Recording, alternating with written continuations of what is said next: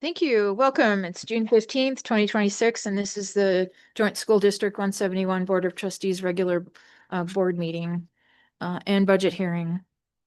Farah? Trustee Kepke here. Trustee St. Germain Here. Trustee McIntosh Here. And Trustee Doremus Here. And is Brian online? Oh, I know he's traveling for work, so okay, thank you. Can we get a motion to approve the agenda? I move to approve the agenda for the regular board meeting of June 15, 2026 as presented. Thank you. I'll second. All those in favor? Aye. Aye. Aye, motion carries. Can we get a motion for the board minutes from May 18th? I move to approve the minutes of the regular board meeting held on May 18th, 2026 as presented. I second. Any discussion? All those in favor? Aye. Aye. Aye. Aye, motion carries. Moving into the consent agenda, can we get a motion? I move to approve the consent agenda as presented, including payment of bills and financial reports. I'll second. Any discussion?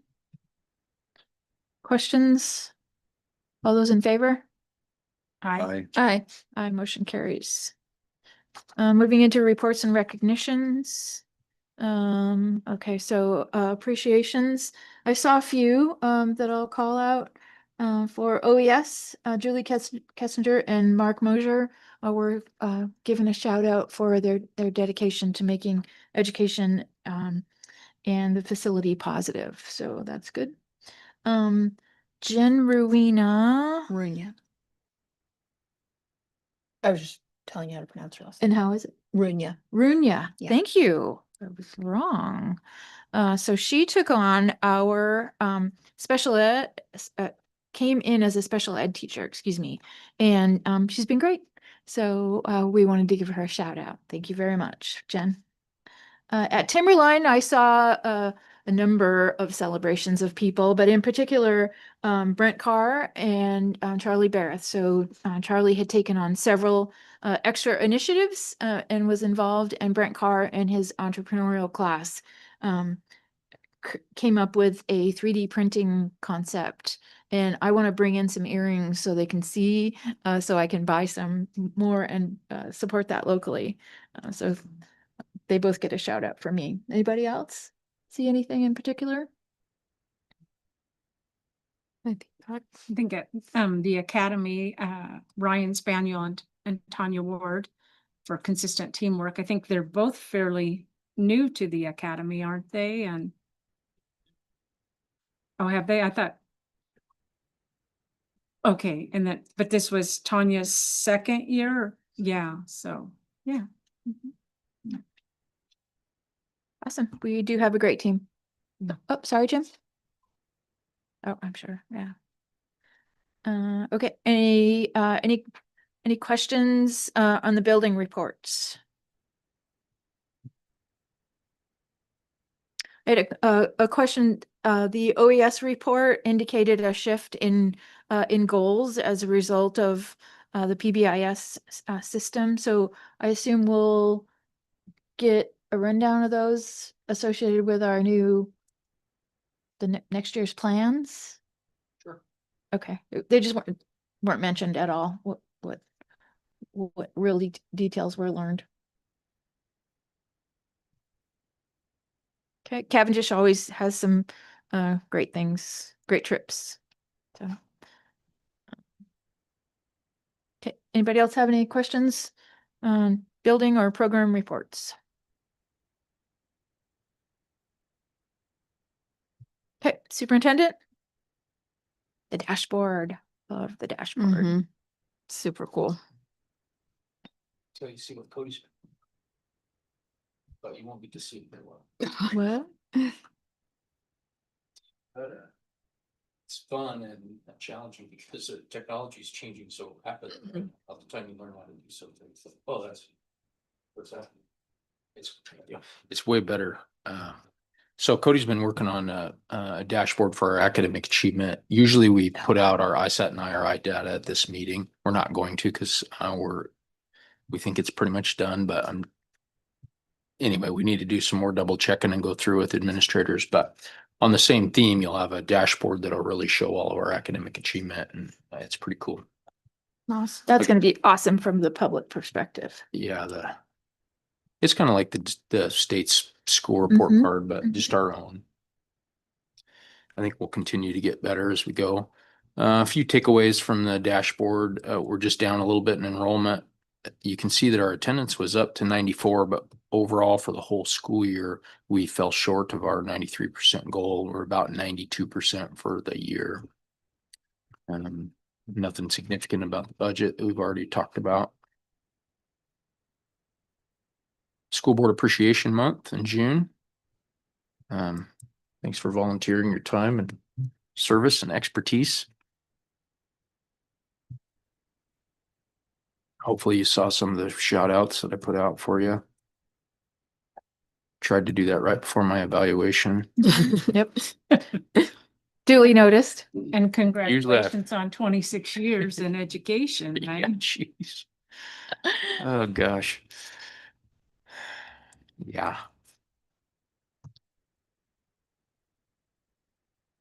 I actually did have a couple of staff reach out and thank us for Nice. what we do. So Good. I did Glad as they well. did. Yeah. Cool. Yep. I don't know if anybody got a look at, probably the most impactful thing here is number 4, the Cognia accreditation report. I put the whole report in there, as well as a 1-page summary for you. Letter C, and it's deep. Just kind of highlights that paragraph there, highlights, that we earned a status called accredited with merit. That's a big win for us and a reflection of the incredible pride and heart that defines our district. This honor is a testament to our staff and value our students. Take care of them. There's lots of language in there about the positive culture we have. It also speaks volumes about our amazing community who support local partnerships, create a safe family feel where our kids can thrive. We're above the global network average. That proves when our system and our schools and our neighbors pull together, we can achieve for our kids. So that's pretty cool. It's deep, so I don't know. I guess I can just questions if you want to. So admittedly, I have not dug into the deep nitty gritty of it. What are some of the key elements of what we learned that we can, for improvement, For improvement. improvement? Mhm. They talk about the things we highlighted, the challenges of having schools across, the distance that Yep. we do, the challenges of unifying around curriculum, PLCs were continually the strength, but also, it highlights that we have some challenges because we use different resources at times, which is necessary. But those are some of the challenges. Having more formal systems in place for curriculum, adoption, review, those kind of things. Let's see if program evaluation protocols, you can see there's a few bullets in the summary. Just continuing to build systems that, they're used to seeing all sizes of districts, but especially larger districts have systems in place sometimes that we don't yet. The last bullet talks about expanding digital learning environments, and that's not a huge priority for us. I think that really comes out of the Elliott observations, where we really didn't observe a lot of technology utilization. So that's not a huge one, but That's kind of like a moment in time, right? Yeah. Like you can't, either you capture it or you don't, depending on what's going on that day, and you want an authentic presentation of whatever's happening, and so you may or may not see that. we do have some, need to really try to focus on higher level technology utilization. As far as utilizing technology for tools, it's, been fully entrenched for many, many years. We actually, in some cases, need to shift back a little bit, because some of our kids are on screens too often, for too long. But when we're able to add the CTE programs where we're doing more advanced coursework, that's where we really need to focus because technology is changing so much right now. It's really exciting. And so hopefully we'll be able to continue to expand those kind of offerings for our kids. Because to me, it's scary, but it's also a lot of fun right now.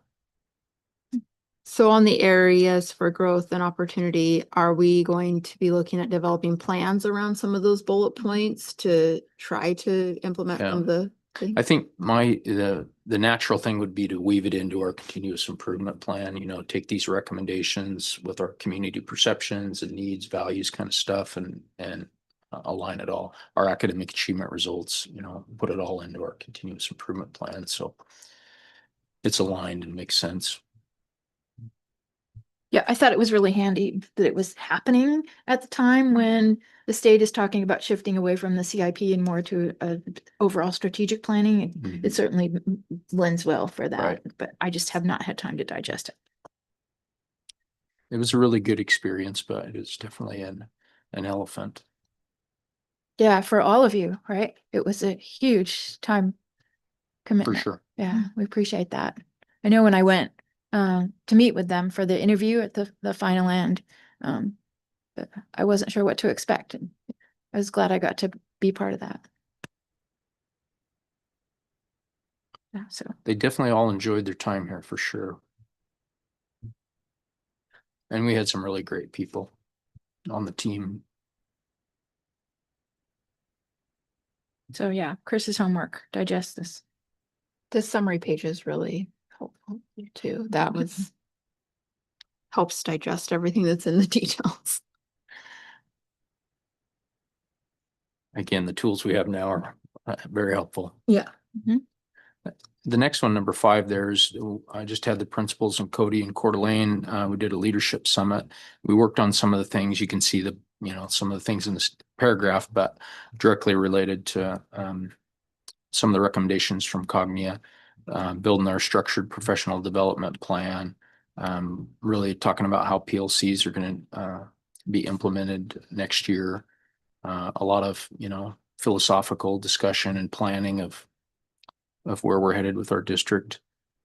Talked a little bit about the advanced professional placement in teacher evaluation. Anyway, everybody leaned in. We got a lot of work done up there, which was really helpful. I just had some facility updates. You might have noticed if you came in the front, some ruts in the lawn. I just referenced that here that the roofing company did that and they'll be responsible for repairing it when the job is done. Corey gave me an update on the Timberline shop. They power washed it. And we'll begin the prep for the paint soon. Power wash meaning, it's like high, it blasted all the bad paint off of it.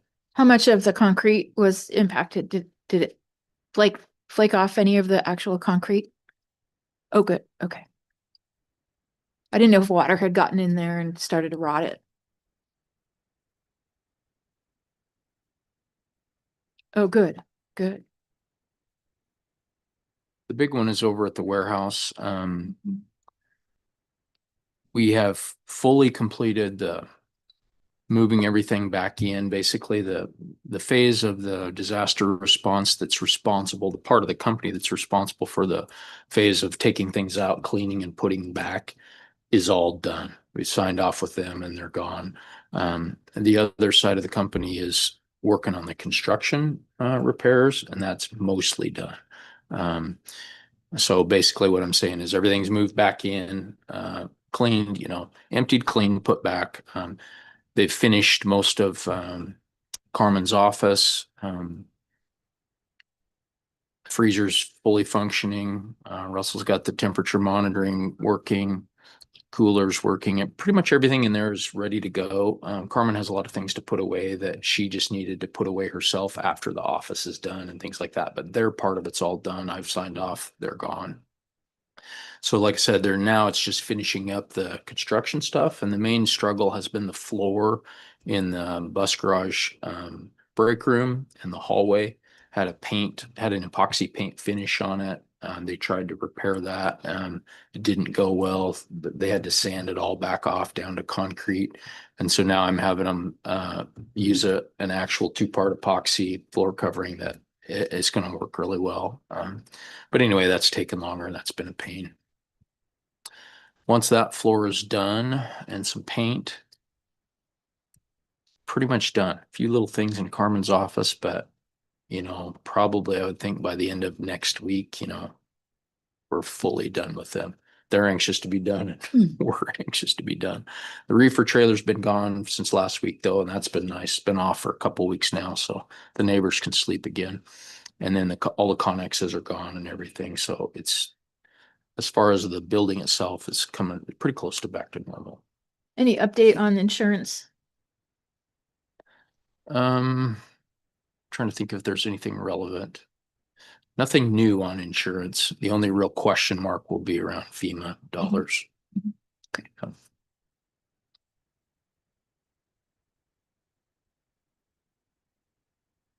Any other questions on there?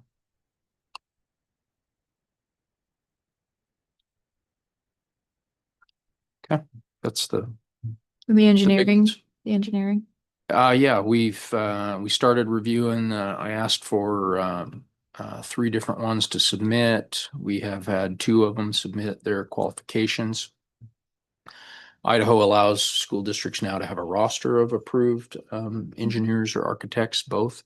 And you have to ask for, and you can ask whoever you want, whichever firms that you feel might meet your needs. You ask them to submit their qualifications and then go through a process of analyzing their qualifications, ranking them, and cost can't be a factor. So it's kind of an interesting process.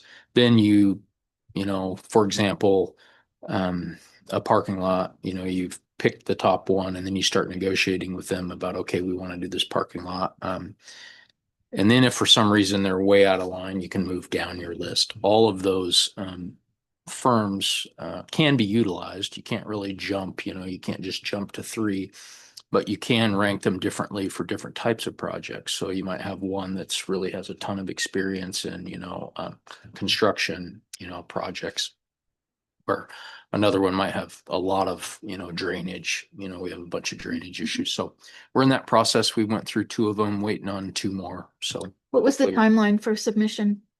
I'd have to look back. I don't remember. Okay. I asked 2 more after we got our first 2, then I asked for a couple more. So we should have a roster and a recommendation to you soon about, approving. As you know, it takes so long to actually, get a project done, a big project that would require that. We need to really get on it so Yeah. that by next summer, for example, we're able to break ground on something.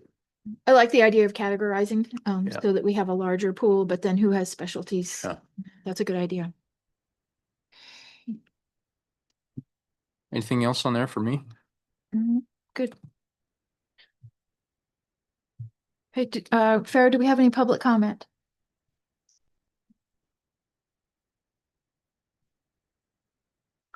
Okay, moving into discussion, action items. Surplus, There's some on there, We but it had doesn't some. require any action, okay, notification. thank You you. can see a couple of food service things. Yeah. Did you sell the gym stuff at Timberline? Not all of it. Not yet. So.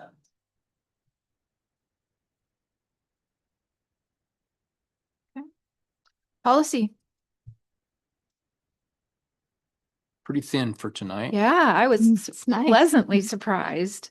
First read on 6, 7. Yep. And you prepared the summary. Any highlights? Yeah. High school graduation requirements is an important one. We have, so the suggested revision here is to eliminate the requirement that 2 of the math credits happen in the senior year. Not reduce the number of credits, math credits or anything like that, but just align better to ISAT test as well as our master schedules. What's happening right now is that a lot of our juniors don't take math because they're not required to, and then that's when we're required to test them for state test. And then they have to take it as a senior, and so that creates some challenges for us. So when the state went back to this, that used to be a requirement, and then the state changed it back to where it didn't have to be in the senior year. We had kept it, and at the time, the logic was trying to keep that senior year to have some robustness to it. And now the testing requirement and scheduling is making it really challenging. So I'd like to remove just the requirement that those 2 classes happen in that year. Obviously, some students take many more credits than that in math, and we'll still be able to do that. It just takes away that it happened, that year. Which allows our master schedule to fill up the junior year, put math in that junior year where they're tested is the main driving factor for that. It should help, right? I mean, that's, Yeah. our 11th grade math is kind of tanked. So Yes, that scores, so that should be helpful. we're hoping to bring some relevance to that and then be able to align instruction accordingly.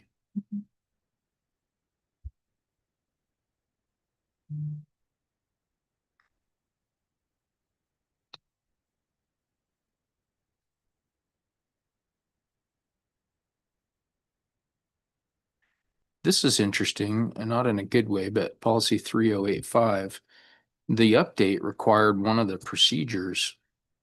And then when I got into the policy manual, to look at that procedure, we didn't have the policy. All we had was one form with no procedure and no policy. So if you look on 3085, no current policy, you can see the gap in the manual there. So the policy that I have in the policy tracker is ISBA's recommended policy for that. And same thing with 3085P, the procedure for it. And this is all relative to Title IX, sexual harassment, and then grievance procedures. It's all specific to Title IX. We have our regular grievance procedure. This is all about Title IX. It's not optional. I suspect I didn't go through every old version of policy. I'm sure we have had this in policy because it's old policy, but probably in one of the changes from one manual to another revisions, it somehow didn't get put in there. So I thought the best way to do it would be to just adopt the ISBA's, look through them. And Any concerns from the team around that? I didn't see anything huge No, that would be concerning. it didn't look like it.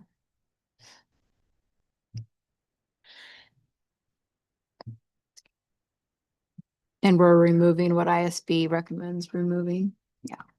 I'll open that real quick, 3085.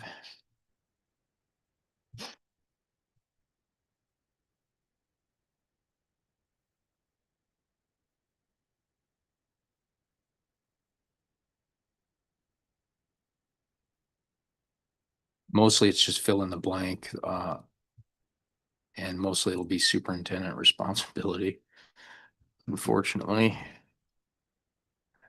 So just looking at 305-1, I know we have coordinators, but do we have panels? We have not Okay. had to. And hope not to. But we do have the coordinators. Yes. Yeah. And when we don't, it defaults to me. Is this the one that requires you to have someone from another school? If a case comes up, you have somebody from another school and It used to, they change that? Yeah, they implemented, I don't know exactly to that specific question, but they made the procedures much more rigorous a couple of years ago under the Biden administration, and then they all got rolled back to the old version. And so for a while, we had a really rigid, Yeah. you had to have tremendous amount of staff to pull it off. I wonder if that's when the policy actually got yanked instead of Could have updated. been, could have got lost in it, Yeah. Yeah, we have. thinking of Mhm. revising it. That's when we had to actually have partner with another school already lined out. If Yeah. nothing happened, they just Right. contact that school automatically, and so yes. I'm glad to see that changed. Yeah, same. I'd have to look for sure to see what the exact, the law requires now. So all the reference to the panel we would not include in our adoption. Can you show me There's several help panels. me find me one of them and I'll, Yep. So, the first one, are you in the procedure or the actual policy? the policy. I am in, In 3085? P1 procedure, I guess.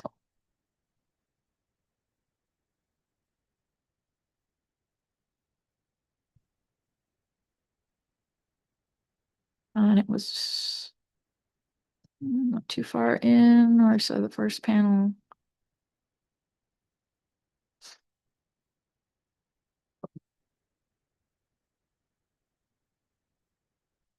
Five, decision makers participation. Which it says in your summary, the Title IX coordinator and any hearing decision makers will be trained on the updated procedure once it's been adopted after the second reading, that there will be a training for them. I just didn't know if we had a three-member panel. We which is- don't, Which is optional. we haven't done it, so no, we do not. I think that would be the importance in the adoption of the ISBA policies yeah. to make sure that we removed what's not relevant to us. Any of the optional that requires additional staff, I would want to remove. Because we just don't have a number of people to manage it. So like you're asking there, optional 3-member panel, no. School calendar. Anywhere it says business or school, we'll go with school calendar. And this is first read, so we have some time to go through and fine tune those. We're fortunate that, yeah, I'll just leave it alone. I don't want to jinx us. So F2 is just the form, correct? Yes. Okay. So I would just say, take a look. If you have any questions or concerns, I can dig into it more. The 8,200. So we've talked about this in negotiations. Carmen just had a child nutrition review, and one of the things is they just a checkbox for them This is, is hers. has this policy Okay. been reviewed? We're required to review it. Yep. And we have not for a while. And we tried 2 years ago because we tried to actually form a committee, and we had a couple of really good conversations, and then the mechanism of how to communicate with them got complicated. But we had some interested community members to participate, so that was good. This would be one to just spend some time just looking at it and seeing if you have input. There's a whole bunch of things around wellness that we try to do.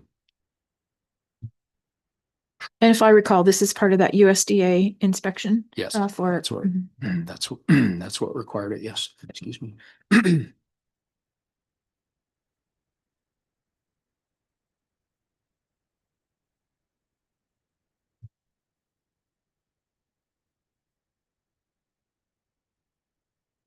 And part of that, just for education, is there was there's each school has an assessment process, and then there's a district-wide assessment process that is part of that USDA that feeds the different elements around wellness.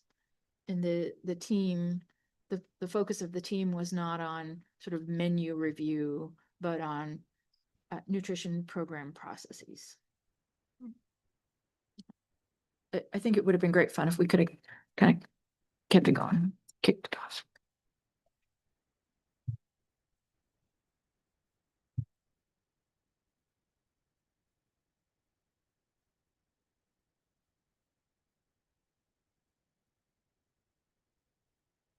Okay, anybody have anything else? All right, hearing nothing, we will move into the FY27 budget hearing.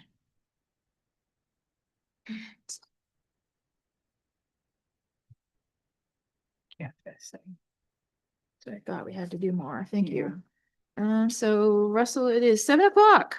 So the FY 27 budget hearing is open at 7 PM pursuant to Idaho Code 33-801. It's not an action item. Do we have any public comment, questions? Any additional questions, discussion from the board? I think we should wait at least a minute. No virtual attendees? We'll give it a minute.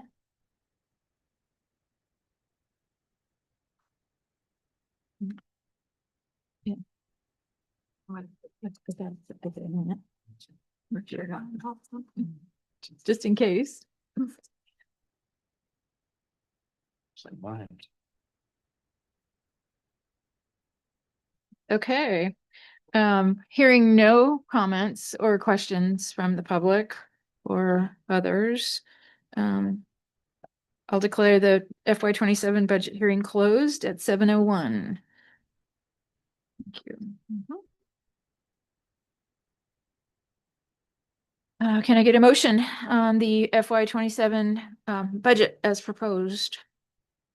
I move to adopt the joint school district number 171 budget for fiscal year 2027 as presented. I second.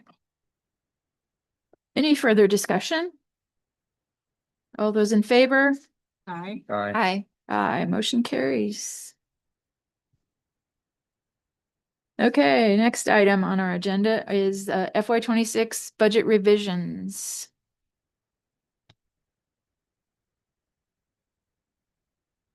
Want a motion? Motion? I move to approve the fiscal year 26 budget revisions as presented by the business manager. I second. Any discussion? Questions for Brittany? Thank you for what you do. All those in favor? Aye. Aye. Aye, motion carries. Okay, moving into the FY 27 negotiated agreement. The Jason, yeah. Yeah. I was gonna ask you if you wanted to hit some highlights, but I was Yep. just gonna say that the CEA will have to ratify the agreement also. If we vote to approve it, it'll be pending their ratification. And then Chris and I can just talk through some of we've hit a lot of the major changes already, but it's a good process, appreciated the CEA, very collaborative, positive experience. We've kind of talked through all the financial stuff. There are other, the general, there's some soft kind of things aside from that. And generally, teachers are asking for the association's asking for, work time, some like policy revisions. I agreed to take a look at evaluation policy, behavior policy. And we didn't agree to any specific action out of that, but Right. agreed to discuss as a board Right. and review those policies. Yeah, thanks for asking that. I made it clear that we're not going to circumvent the policy process. I agreed to review those policies like we would any other policy, but take any input, For sure. from the CEA on those things because they're policies that they care about. And then go through that process and, board will approve policy obviously eventually if there's a revision. There was some discussion from the union recognizing that our funding situation may not continue to be sustainable into the future around advanced placement. And Farah took a look at the number of positions, I guess it's people, right, that could potentially have that, and the financial impact was not all that great. But if I think that that's something that we could consider. And that's advanced placement of the individual teachers, their certifications. Yep. So when a teacher moves to the, qualifies for the advanced professional category of the career ladder, and it generates more funding. The requirements are really stringent, so it's hard to do. But that's kind of, it doesn't have currently in our schedule and the way we do our salary schedule. It's just a funding mechanism. We don't hold people back. It was really intended to be merit pay when it was created. But government institutions have a really hard time implementing that. And so it has ended up in most salary schedules just being passed through. And so we could generate more funds if more of our staff qualified. So that was like one of the things I mentioned in the leadership summit. We'd kind of talked about some of the qualifications are what are the leadership, they have to serve in leadership. So we talked about what are some of those things. We'll do some professional development around being distinguished in domain 2 and 3, which is on their evaluation. Those are really lofty goals, but they're also good goals. We definitely want our teachers performing at those levels. So we worked on that quite a bit. Yeah, it was a good learning experience for me. So is this where you can answer my question about the benefits, the discussion? Okay. Yep. So we had because of the 19% increase, we had a in-depth conversation with the insurance company of the costs and what was impacting the cost, and we looked at several options and what the cost drivers would do with that. And one of them was if the employees would take on 4%. That drove us down to a 13% increase. And we thought in the negotiations process, and they agreed, and we could work through that. But then when we look closely at our classified and some of our part-time people, the impact, the raises that we would have gotten given to them and the additional cost of insurance would have wiped that out. And in good faith, it was an opportunity for us to sort of pull the rabbit out of the hat at the end and use that in our negotiation process with the Education Association in building a consensus around the bigger picture of all of it. And we assumed that 100% of the insurance costs. And we did not then add, there weren't extra days across the board. And I can't remember what was the other, there was one more other element that they were asking for. Oh, we didn't add the P12s. We did not change the salary schedule, but gave them that bonus structure instead. What's allowing us to do that is that proprietary insurance fund that we've built up that the district's been paying into, to buy down the deductible. We have a healthy balance in there. So that's an appropriate use of that fund, and we're still able to do it. So it's a tremendous benefit for our employees. So they know we have a problem long-term, especially if we see another double-digit increase in insurance costs. So we have opened the door to that buy-in. One of the things that I found interesting in the conversation with the union representatives is a fair amount of sarcasm around PLC. And frustration around having to have structured PLC sessions on their work days instead of more flexibility. And that was disappointing to me personally. It's like, I like what we're hearing and what seems to be coming out of the PLC process. So. Yeah, and there have been times where it's challenging is because there's different control over that time, the work time that they have. Mostly the professional development time is allotted for training of some sort, but it's been so heavily focused on PLC that's some of the frustration. And then on some of the work days, there's 2 hours allotted for PLC or any other meeting. One change this year was that we allowed for the last workday before the end of the first semester to be a full workday with no PLC. So things like that make it, it's a benefit to teachers, but it makes it hard on the building if they need to have meetings on that day, they can't get that done. So that makes it hard.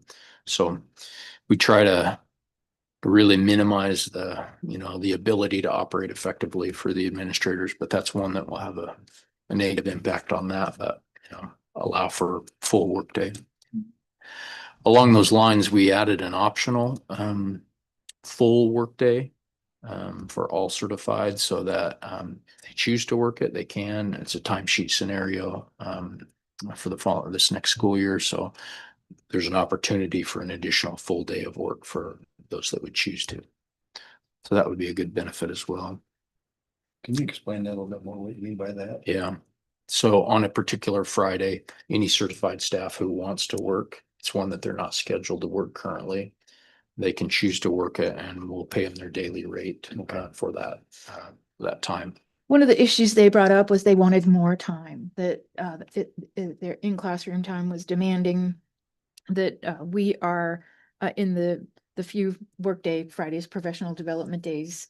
They have 4.5 hours of protected time, but they wanted more work time. And they did a survey that indicated whether their community wanted, a full paid day, more protected time, or others didn't care, if I remember the 3 scenarios. And this optional day was middle ground that we came to an agreement on. But they'll have to do a timesheet for it. It's something, it'll be an extra process. Did you say they get 4.5 hours a day? No, Okay. during the professional development, Oh, okay. there's That some makes of the sense. two of those, I think, they get 4.5 hours of protected time. Okay. One that they weren't already working. So administration can't schedule, and it's two of those PD days, right? It's not all where they have that 4.5 hours of protected time. Several of them. Okay, it's not all of them, but some of them. And they're all work days. Yep. They're designated work days. So we have basically staff development and work days. So it's only on those work days that we're talking about where they have 4.5 hours of protected time. Sure. Except for the one that I just mentioned that we changed. A big part of the time on number 6, we spent talking about implementing the House Bill 516 that basically is an anti-union bill that's changed, a lot of factors for how the union operates.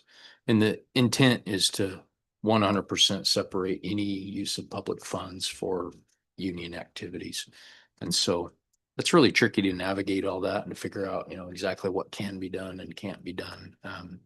We put a clause in the agreement at the end that says if any particular item is found to be, unlawful, that it won't negate the whole, the whole agreement. It'll just be that particular clause to try to mitigate, because it's all new and it's changing. So we anticipate seeing different interpretations of how that's going to shake out.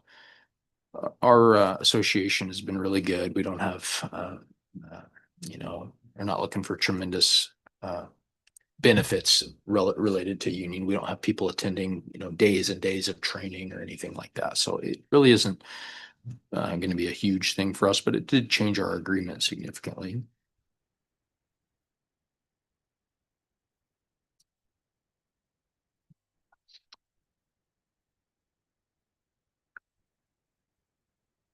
Chris, can you think of anything else that was?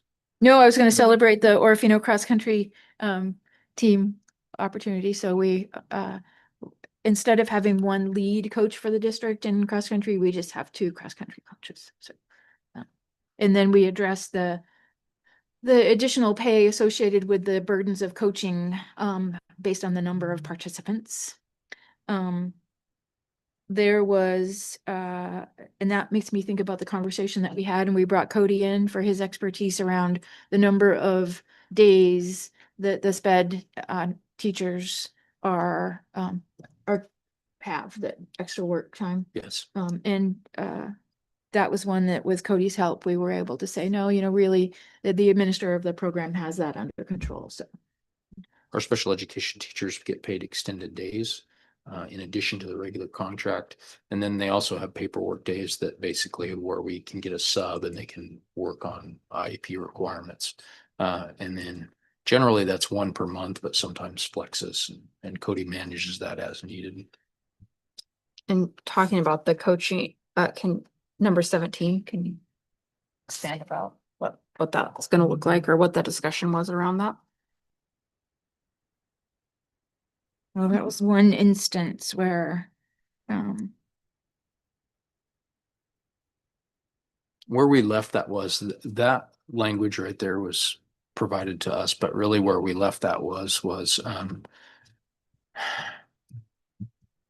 unsolved really. We're gonna have to figure out how we wanna, what's happening, what does happen sometimes is that some of our teachers miss a lot of instruction for coaching. And if they're not in the building where the students are, you know, if it's an elementary teacher coaching a secondary sport, that can create an additional burden. So it really, there was no resolution there, but it's something that we need to discuss to try to figure out, you know, what kind of policy we want to have if we're going to allow our elementary teachers to coach, you know, how much, et cetera, what kind of controls. It's a tough issue. It's tough because if you hire them, they need to be able to do their job that you hire them for. If you Right. hire them as a coach, you have to allow them to do that. Right. So yeah, that's Right. So then figuring out how to navigate that in a secondary situation, it's the same problem, just not as bad because their students, first of all, maybe not their exact students, but the students of their building are the ones that are going to an event. And then oftentimes secondary students it's easier for them to manage on their own or with a substitute. Whereas if you're a kindergarten teacher, you know, coaching 3 sports at the high school, you know, that's a huge impact on kindergarten students. So there's a lot of issues there that we need to sort out in policy eventually, where generally we want our staff coaching. We've got to figure out a way to make it work so that they can do their primary job that we pay them to do, you know, teach our kids, or have a policy where we don't hire them for those things or manage it somewhere in between. Yeah. And it's tough because it's a complicated issue. for sure. yeah, and this one was driven, my understanding is by a specific issue. So, the,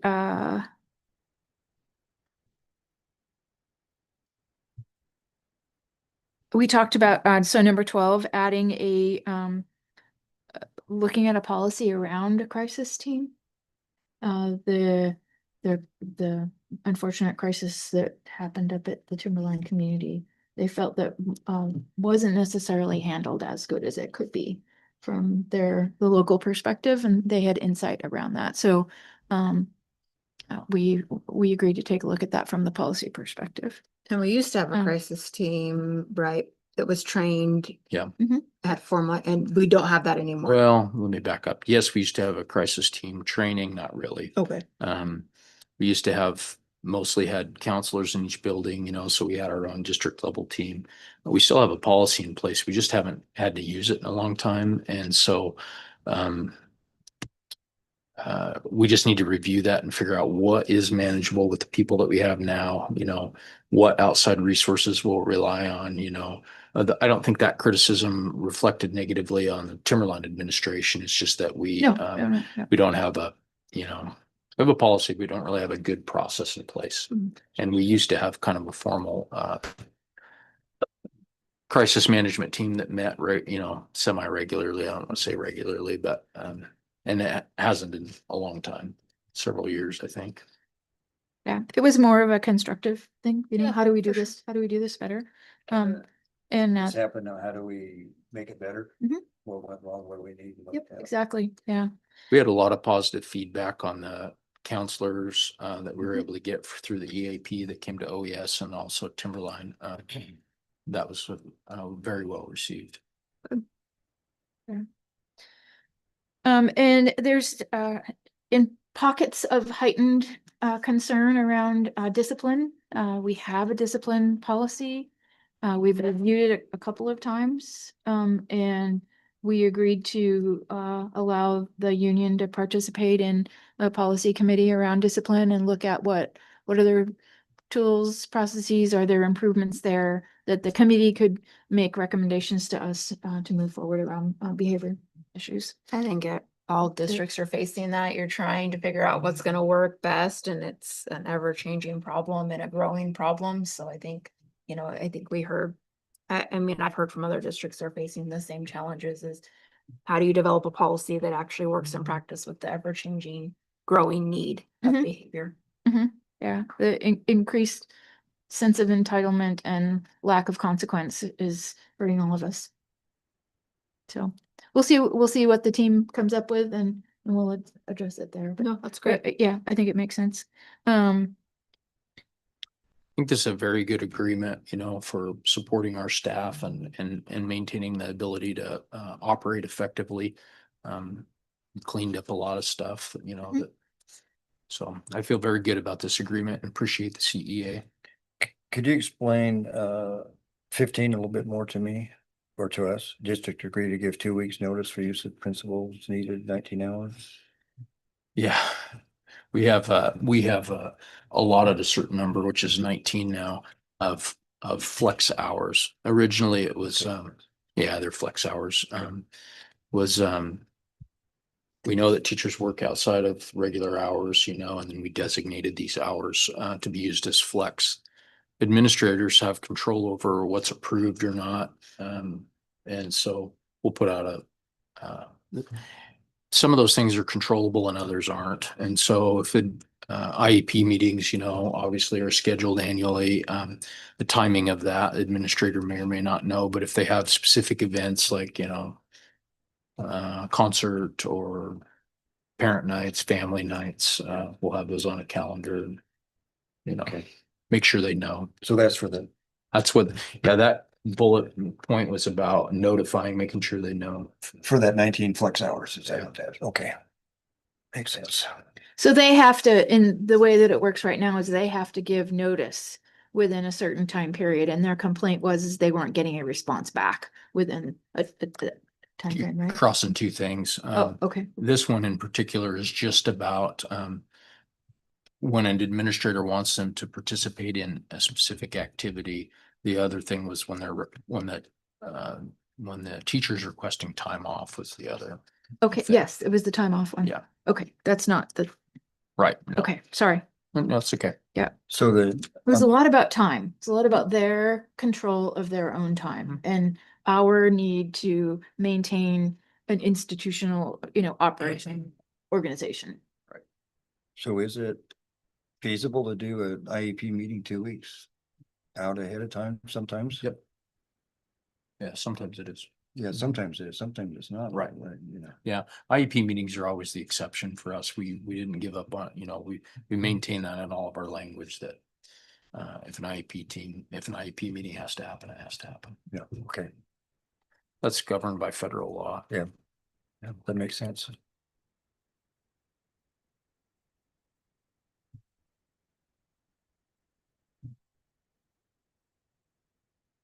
Like I said, this was probably one of the best processes we've had in Yeah. the years that I've been involved. Very collaborative and people working for the good of the district. It was.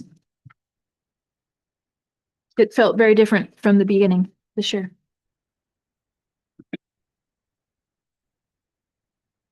So our role again is to a motion to approve it to send to the CEA for ratification.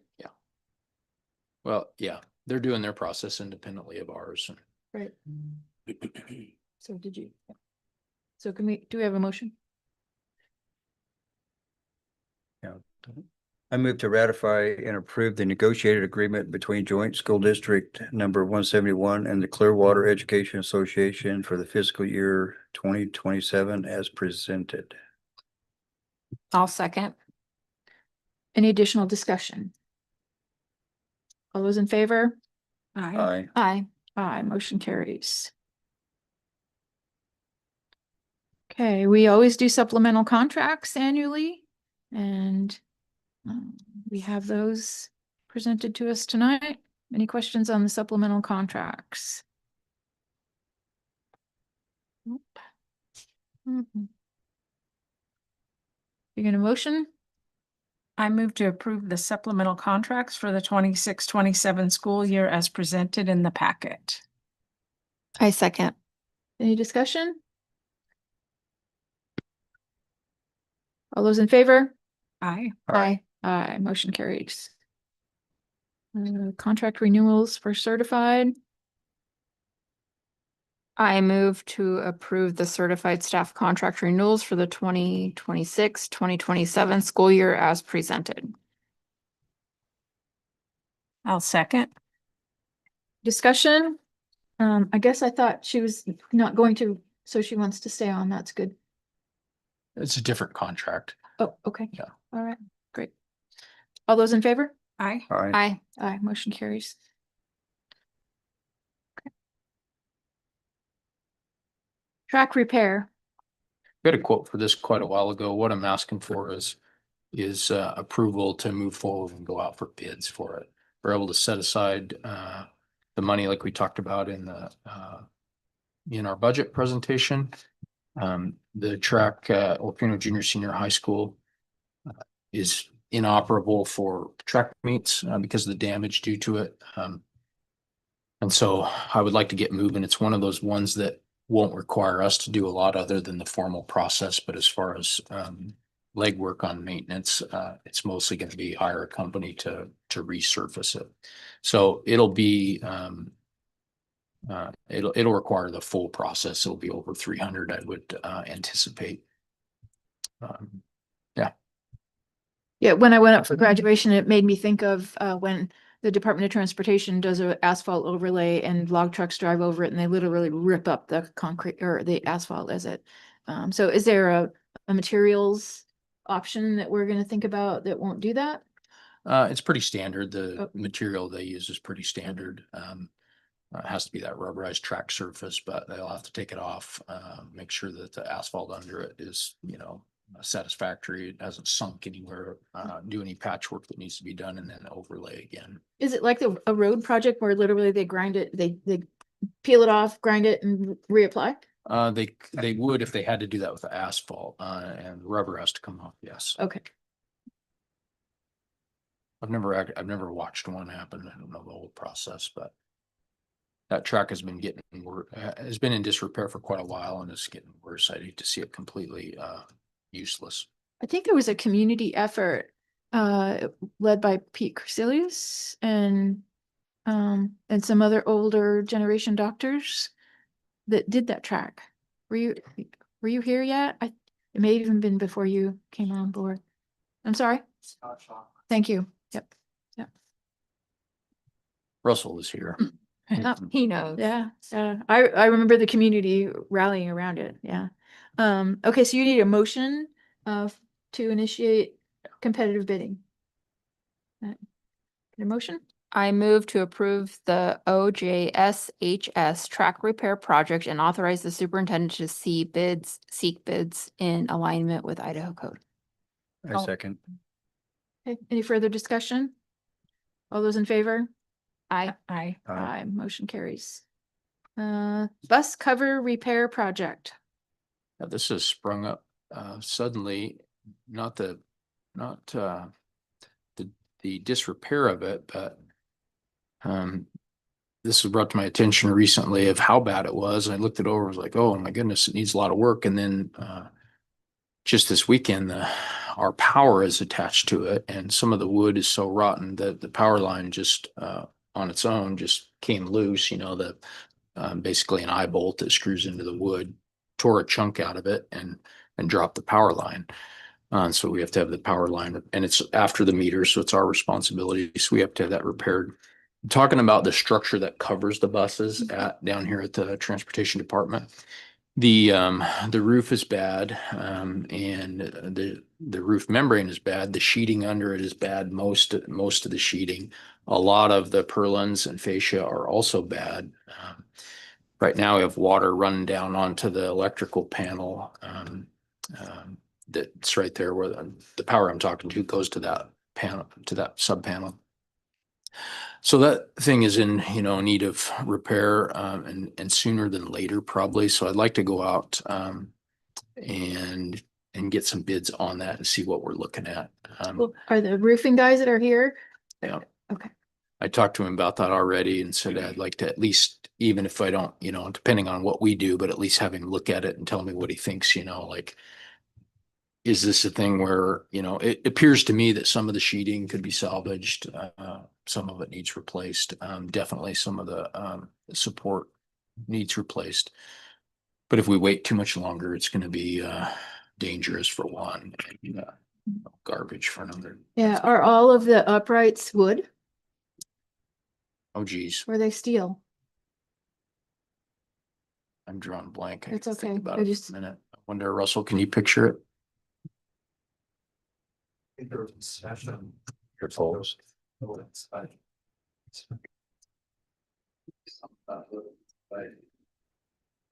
I'm torn. I almost said steel, but I just couldn't remember for sure. So the reason for like- my question is, are there any, oh, it wouldn't be modernization money. No, It would have to be our, okay, so Yeah. this is one of the I'm ones thinking that we about set Build some- America, Buy America and the cost of steel and Right. This is one of the ones that we set some money aside for because of that, because it's a unique one that won't qualify likely for those funds.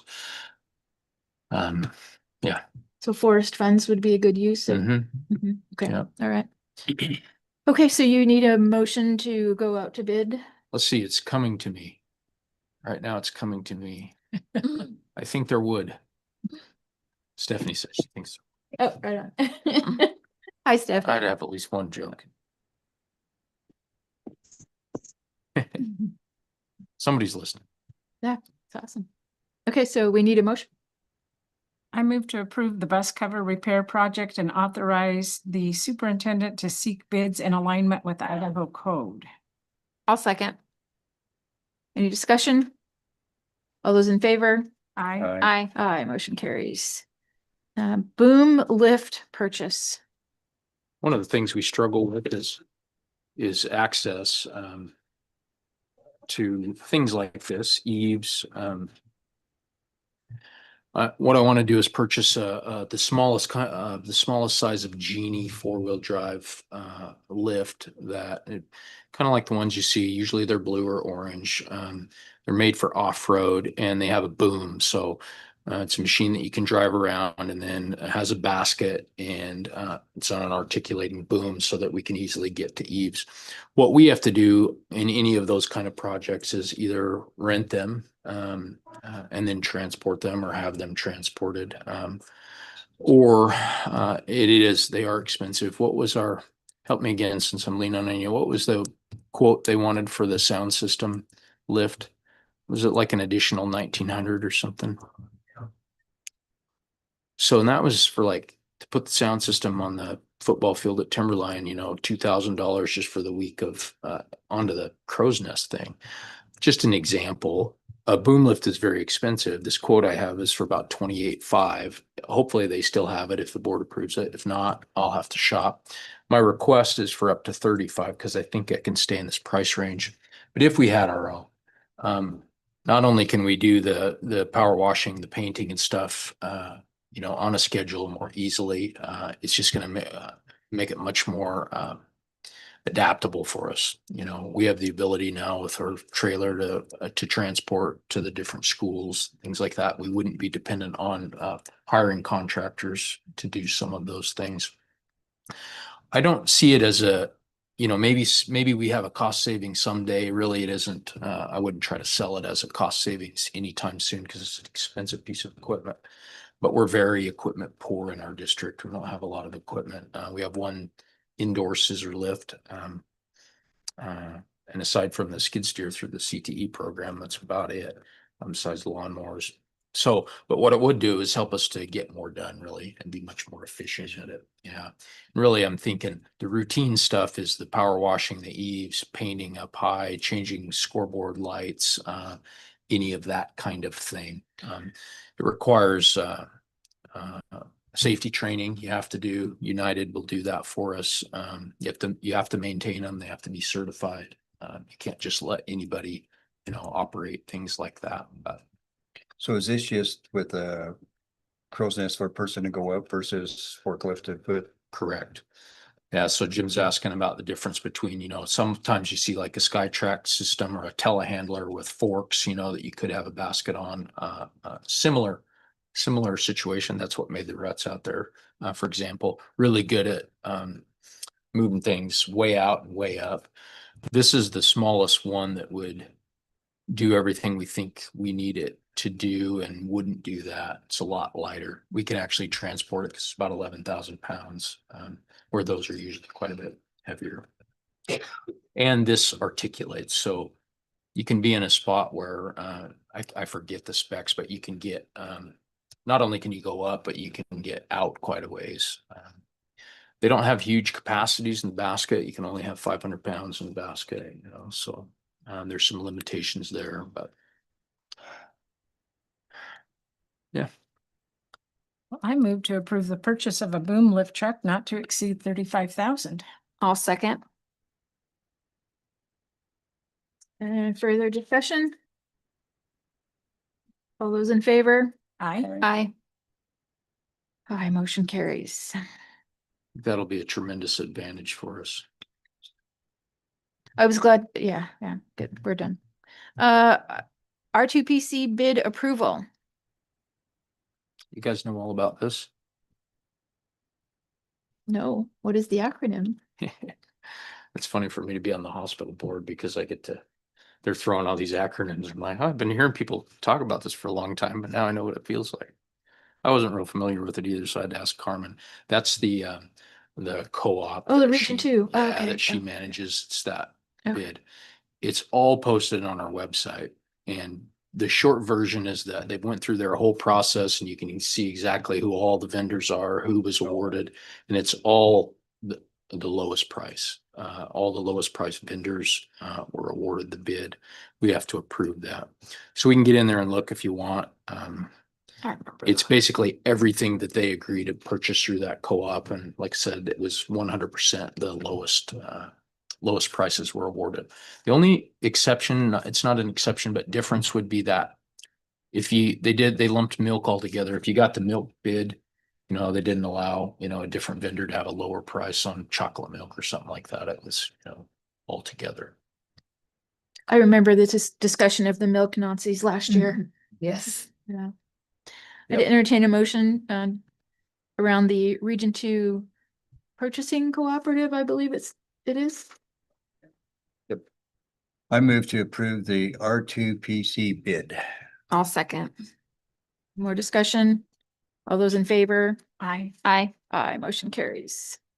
Child nutrition fee increase. The fee increases for lunches are not under our control. They are set for us, and the amounts are less than the required threshold for a public hearing. What's up? Oh, good, yeah. Our lunch prices are going up slightly. $3.60 for K6. And that is a 10-cent increase. And this is not an action item, so it is just for information. Right. And if I Okay. remember right, she increases one school 1 year and then the other school the next year or something. No, it's all of them. It's whatever the state sets. Gotcha. Okay. 712 went from 365 up to 375. Is this also on the website? It is, what I'm looking at is not, Because it's not linked. but I don't think so. I can't think of it being out there. Okay. Just want to make sure I'm looking at the right And- agenda. Well, it's just three things. In FY26, it was 5 1/4 for adults, and it will go to 550. So up 10 cents, So is that visiting adults or is that any adult? any adult. Any adult. Yep. The highest percentage was that adult, which the percent increase was 4.76.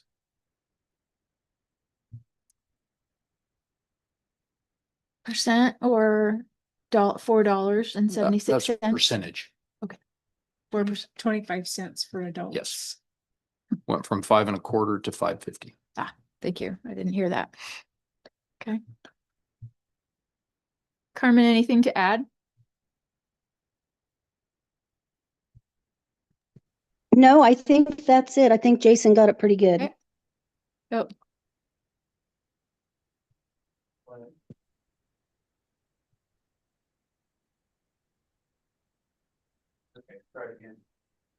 Carmen, any? Okay, Okay. yeah, I can hear you, Chris.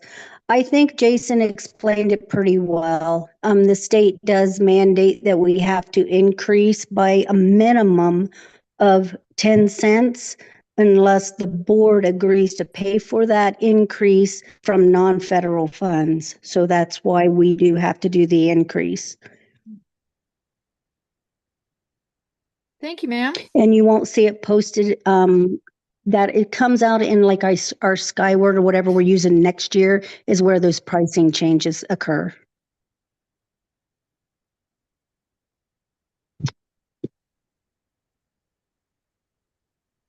Okay.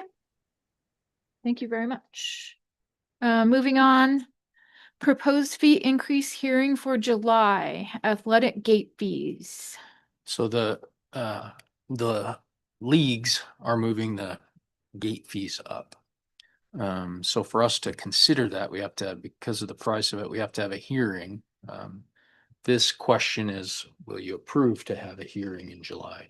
When those fees go up, more than 10%, yeah, it's have to follow a process. There has to be a budget, fee, increase hearing, which could be in July if you approve that. And, in this case, our high schools are trying to align themselves across between the two of them as well as with the league, gate increases. And obviously the cost of, it's just the cost of events are skyrocketing. Do the different league have different pricing or are they in line with each other? So like our district versus other districts. Your, your league versus Orofino, because they're, Ours, White Pine League are consistent with, state prices. The actually has been lower than like the, Cincinnati region around Boise area. but I'm saying the White Pine League versus whatever, Different. they're gonna be different. But there is not a set standard in the CIL league, so we can move to something that would be comfortable to line without violating the issues somehow. Okay, In this case, that's what, in the hearing, we would be proposing that we align to the White Pine and in our district, we had the same prices. Yeah. So first, we like a lot of right in teams, so they say. okay. So this is just a motion to approve having a hearing in July. Correct. Okay. You need a motion? I move to schedule a fee increase hearing for the July board meeting regarding athletic gate fees. I'll second. Just one question. What do the gate fees go to? What do we spend them on? Yeah. I'll let you guys talk to it. The cost of officials. The Okay. cost of equipment, the cost of, paying for sports themselves, really. Okay, right back into the program then. Yes. Yeah, thank you. Yeah, I assume so, but had to ask. Okay. We had a motion and a second. All those in favor? Aye. All right. Aye, motion carries. See you in July. Okay, moving on, new hires and separations. I move to approve the personnel. I move to approve the personnel actions as presented, including new hires and separations as listed in the applicant documentation available at the district office. I'll second. Any discussion? I'm curious on the language change in the motion. I know, it threw me off there for a We minute. just approve the new hires and separations as presented. Saw that. I'm like, oh, Is there something new? no. Okay, all those in favor? Aye. Aye. Motion carries. Want to see if you're paying attention. Okay, where are we? Okay, executive session. We do have some executive sessions. Can we get a motion? I move to enter into executive session pursuant to Idaho Code 74-2061A to consider hiring a public officer, employee, staff member, or individual agent where the respective qualities of individuals are to be evaluated in order to fill a particular vacancy or need. And Idaho Code 74-2061B to consider the evaluation, dismissal, or disciplining of or to hear a complaint or charges brought against a public officer, employee, staff member, or individual agent or a student. Second. There's second. Oh, I'll second. Okay, roll call. Trustee Kepke, Yes. trustee Saint Germain, Yes. trustee McIntosh. Yes. Trustee Doremus. Yes. Alrighty.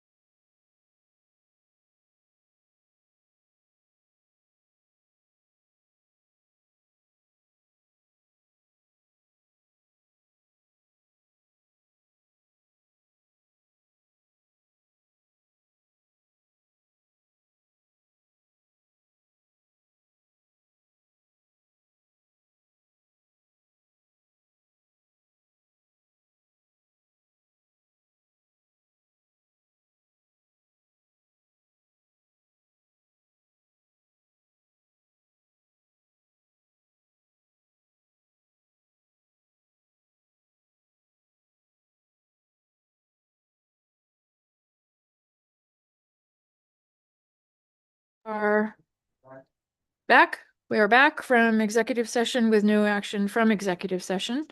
Any input for future agenda items from the team?